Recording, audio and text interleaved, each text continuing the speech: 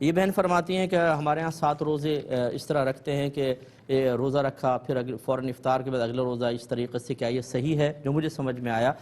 دیکھیں یہ اس طرح کوئی ضروری نہیں ہے، اور نہ مطلب اس کو اتنا اس انداز سے اختیار کرنا صحیح ہوگا کہ جو آپ کی اگلی نسلیں وہ سمجھیں کہ شاید شریعت اس کا مطالبہ کرتی ہے۔ اگر رکھنا چاہیں تو منع بھی نہیں ہے، لیکن اس انداز سے اس کا اہتمام نہ کریں کہ وہ ایک دین کا حصہ سا بن جائے۔ یعنی اگر فرض کر لیں کوئی نہیں کر رہا تو آپ طعنہ زنی کریں یا اس کو برا بھلا کہیں، یہ سمجھ لیجئے کہ آپ نے اس کو لازم و ملزوم بنا دیا۔ ایسا نہ کریں، آپ ادا کر سکتے ہیں، لیکن اور پھر اس میں اپنی مشقت کو بھی دیکھیں کہ نفس تیار نہیں ہو رہا، آپ زبردستی کر رہے ہیں،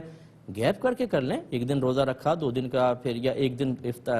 خالی رکھا پھر ایک دن روزہ رکھا، جنہیں صوم داؤدی کہتے ہیں، یہ بیسٹ ہیں، یہ کر لیں۔ یہ باہر سے کال تھی، کہتے ہیں کورونا کی وجہ سے بڑے جانور کی قربانی تو نہیں ہو رہی اور بکرے بھی کم ہیں، ہم کیا کریں؟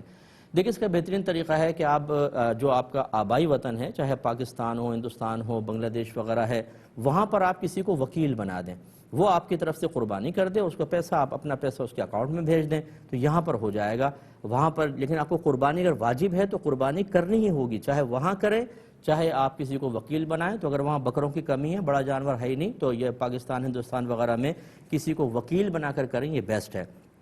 یہ کہتے ہیں اگر کسی کو 7 دن تک حیض آتا ہے، اس کی عادت ہے، تو ایسا کرتی ہیں کہ 8ویں دن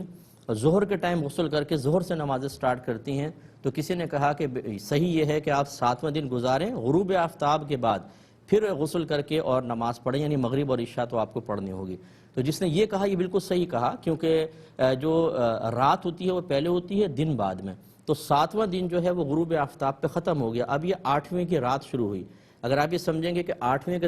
دن آگے ہے، نہیں، اس سے پہلے تو رات ہے، تو آپ کو یہ مغرب اور عشاء غسل کر کے ادا کرنی ہوگی۔ اب اگر آگے حیض آ گیا تو پھر وہ پیچھے کنٹینیو ہو جائے گا، پیچھے کے ساتھ مل جائے گا، نہیں آیا تو یہ رات کی نمازیں بہرحال 2 آپ کو پڑھنی چاہیے، جس نے مشورہ دیا صحیح دیا ہے۔